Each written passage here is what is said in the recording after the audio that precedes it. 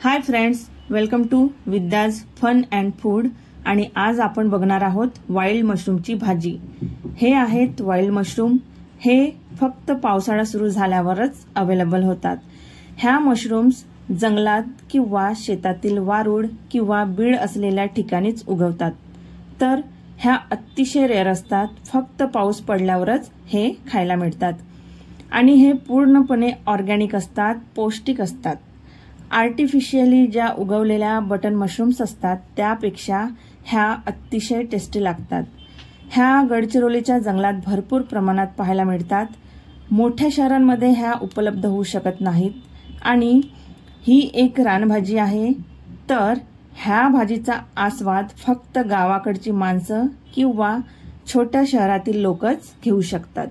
ह्या मशरूमची भाजी करण्यापूर्वी आपल्याला ह्या व्यवस्थित अशा स्वच्छ करून घ्यायच्या आहेत। ह्याला 2 ते 3 पाण्याने स्वच्छ धुवून घ्यायच्या आहेत, कारण ह्या मातीमध्ये उगवतात, वारुळावर उगवतात आणि ह्याला माती लागलेली असते तर ती भाजीमध्ये लागायला नको, म्हणून 3 ते 4 पाण्याने ह्या व्यवस्थित अशा क्लीन करून घ्यायच्या आणि मग ह्यांना असं कट करून घ्यायचं आहे।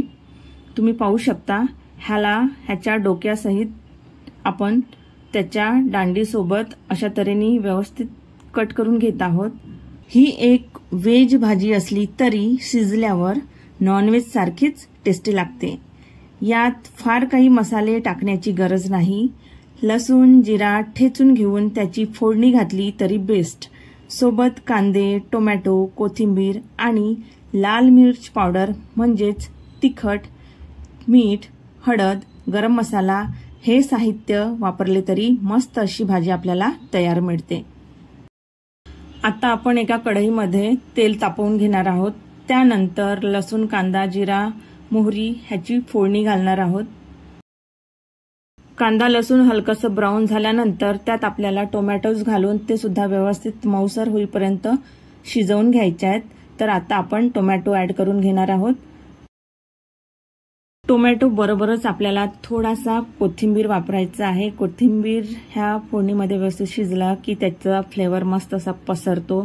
ह्याच बरोबर आपल्याला राहिलेले मसाले जसे की धना पावडर, तिखट, मीठ, हळद आणि गरम मसाला असे जे राहिलेले सगळे साहित्य आहेत ते आपल्याला एकामागून एक आपल्याला हवं त्या प्रमाणात वापरायचे आहेत।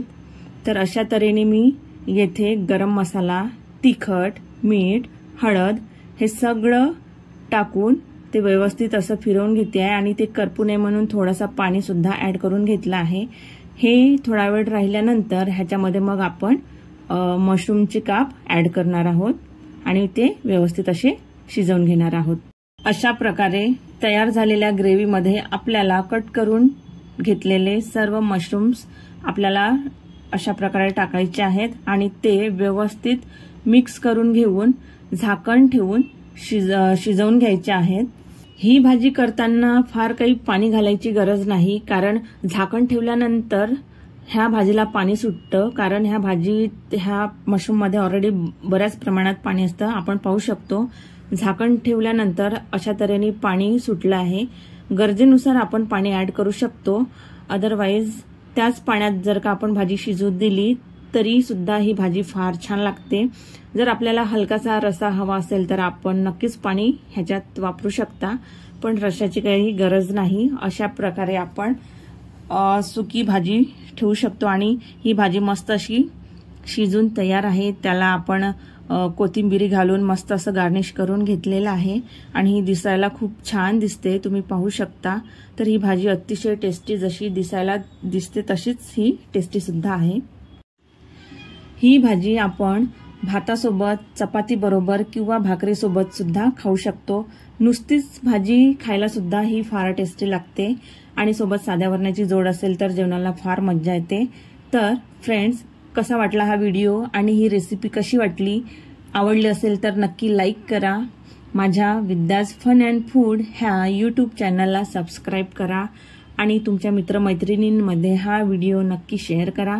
आणि हा व्हिडिओ संपूर्ण बघण्यासाठी तुम्हा सर्वांचे मनापासून आभार। धन्यवाद। थँक्यू।